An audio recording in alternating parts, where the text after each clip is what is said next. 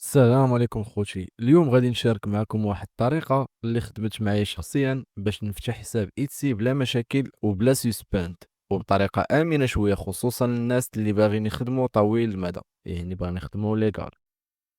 أول حاجة، قبل ما نبدا، كما كتشوفوا دابا في الشاشة، هذه الداشبورد ديال الحساب من الحسابات ديالي. هذا الحساب قدر يدير أكثر من 900 دولار في شهر واحد، تقريبا بين أبريل وماي، يعني في الحدود ديال 26 يوم تقريبا. هادشي غير باش نبين لكم ان الطريقه خدامه وماشي غير كلام. دابا قبل ما نبدا، مهم بزاف انكم تعرفوا، انا ما كنضمنش لكم 100% ان ايتسي ما كيغلقش الحسابات، حيت ايتسي عندهم سيستيم ديالهم والقوانين ديالهم.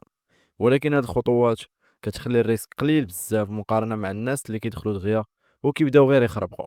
دابا غادي نسد هاد المتصفح وغادي نمشيو لمتصفح اخر، ايميل اخر، في نفس البيسي نفس الويفي، باش نبداو العمليه من الصفر. اول حاجه درتها انا، واللي الصراحه شفتها مهمه بزاف، هي التسخينات، يعني الوارمين ديال الحساب. انا تقريبا الا شفتو مزيان من 26 ابريل حتى اليوم، يعني 10 ماي، يعني تقريبا 14 يوم، كنت كنستعمل غير الحساب بشكل عادي، كنقلب في ايتسي، كنشوف المنتجات، كنضغط على الليستين، كنخلي الوقت شويه. من بعد مرات كنزيد فافوريت، يعني كنخلي ايتسي يحس ان هذا المستخدم هذا حقيقي. من بعد ما دازت مرحله التسخينات، دزت المرحله الثانيه اللي هي الفتح ديال المتجر. كنجي هنا للسيل اون ايتسي، ومن بعد كنضغط على جيت ستارتد. دابا هنا كيبانوا لي 4 ديال الاختيارات. الاختيار الاول الا كنتي جديد وما عارف والو على ايتسي. الاختيار الثاني اذا عندك برودكت وباغي اول تجربه ديال البيع ديالك في ايتسي. الاختيار الثالث الا كنتي انت ديجا كتبيع في منصات اخرى وباغي تزيد حساب اخر ديال ايتسي باش حتى هو تحط تبيع فيه. والاختيار الرابع الا انت اصلا عندك متجر في ايتسي وباغي تفتح حساب واحد اخر، يعني ثاني او ثالث. بما انني عندي متاجر اخرى، كندير I already have a shop on Etsy and want another one، ومن بعد كنضغط next، ومن بعد كتطلع لي واحد الصفحه اللي فيها no time for the fun part. من بعد ما كنختاروا الاسم ديال المتجر، اللغه، الدوله، العمله، كنديروا save and continue. ودابا كيدوزنا لمرحله مهمه بزاف اللي هي name your shop. هنا خصك تركز شويه حيت الاسم ديال المتجر مهم بزاف في البيع. انا شخصيا كنقلب مزيان على الاسم المناسب على حسب النيش اللي باغي نخدم فيه. من بعد كنضغط سيف اند كونتينيو. دابا كيدوزونا لواحد الصفحه مهمه بزاف اللي فيها معلومات بيم او المعلومات الهويه، ادريس لاين المدينه، البوستال كود يعني الكود البريدي ديال المدينه ديالك، السيتي اللي هي المدينه، نعاود عاوتاني رقم الهاتف. بالنسبه لرقم الهاتف، بما اننا من الاول اختارنا المغرب، ما كنديروش زائد 212، كنكتبوا الرقم مباشره 06 او 07 ومن بعد كنضغطوا سيف اند كونتينيو. دابا كنوصلوا لمرحله مهمه بزاف، مرحله الفيريفيكيشن. هنا كيعطيوك جوج ديال الاختيارات باش تحقق الهويه ديالك. الاختيار الاول كونتينيو ويز بيرسونا اكسبريس ريفيو ويز بيومتريك انفو، ولا مانيوال ريفيو without بيومتريك انفو. انا كنفضل نسكاني الكود بار مباشره.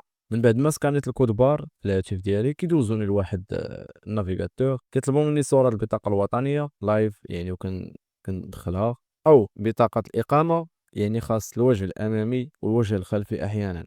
ومن بعد كيطلبوا منك الفايس اي دي، يعني التعرف على الوجه. غادي يقولوا لك حرك وجهك اليمين اليسار. من بعد كنضغطوا على كونتيني شوب سيت اب. هنا تقريبا الحساب ديالك بدا كيولي جاهز، وبقى غير الاعدادات الاخيره بحال البنكه والطريقه ديال الدفع. ومن بعد ندوزو للسي. دابا جا الوقت ديال الخلاص، يعني شير يور بيلينغ انفو او مشاركه المعلومات البنكيه. هنا خص الواحد يركز مزيان ويدخل المعلومات صحيحه. اول حاجه كيلقاو الكارد نمبر، هنا كنديروا رقم البطاقه البنكيه كامل. من بعد اكسبيريشن ديت، يعني تاريخ انتهاء البطاقه البنكيه، غالبا كيكون مكتوب لتحت في الفيزا الشهر والعام. من بعد السي سي في، هذا الكود كيكون في الخلف ديال البطاقه البنكيه، وغالبا كيكون 3 ارقام. ومن بعد نيم اون كارد، اللي هنا الاسم خصو يكون مطابق لصاحب الهويه اللي كاينه في البطاقه البنكيه، ونفس المعلومات اللي دخلتي في المعلومات ديال الحساب الاول باش درتي تحقيق الهويه، يعني الاسم الاول والنسب خصهم يكونوا مطابقين. من بعد كنختاروا كانشري اللي هي المغرب، وكنعاودوا ندخلوا المعلومات ديال العنوان مره اخرى، العنوان، المدينه، الكود البريدي، المنطقه، يعني بشكل كامل جدا. من بعد كنشوفوا الشروط ديال الفيز فور سيلين اون ايتسي. هنا مهم بزاف تقرا شويه ديال الشروط باش تعرف شحال كيقتطع ايسي، شحال ديال الفيز، شحال ديال الاعلان، والعموله ديال البيع، حيت بزاف ديال الناس كيبداو يبيعوا ما عارفينش الاقتطاعات. ومن بعد كنوافقوا على الشروط ونديروا سيف اند كونتينيو. الا لاحظتو مزيان انا عطاني تقريبا 173 درهم كاقتطاع اولي، شي مرات كيعطي 170 180 185 ولا رقم مختلف شي شويه على حساب المنطقه وعلى حساب الحساب وعلى حساب نتا وزارك. هادشي اللي كاين.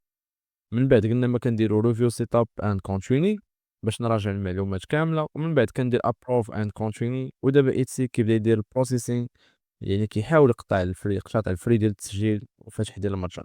خاصك غير تصبر واحد شويه حتى يكمل، ومن بعد كيدوزك لصفحه اخرى كيعرضوا عليك فيها ايتسي بليز. هاد الخدمه كتكون باشتراك شهري تقريبا ما بين 90 حتى 97 درهم.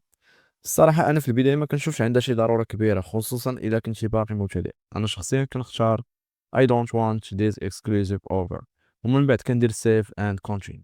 كنتسنى واحد شويه. ايوا اوكي، دابا المتجر ديالنا واجد واجد واجد. زيرو اوردر، زيرو دولار ولا اورو. ان شاء الله هذا الصفر غادي يتحول لاول برودكت غادي ينجح، واول دولار غادي يدخل لنا من ايتس ان شاء الله تعالى. المهم، خدموا بالعقل، بالصبر، بطريقه نقيه، وان شاء الله النتائج غادي تبان مع الوقت. وما تنساوش اي سؤال ولا اي فيديو اخر باغي نشوفوه على ايتسي خليوه لي في الكومونتيرات. ما تنساوش ديك لايك والاشتراك باش نوصلوا للمحتوى اكثر على التجاره الالكترونيه والربح من ايتسي.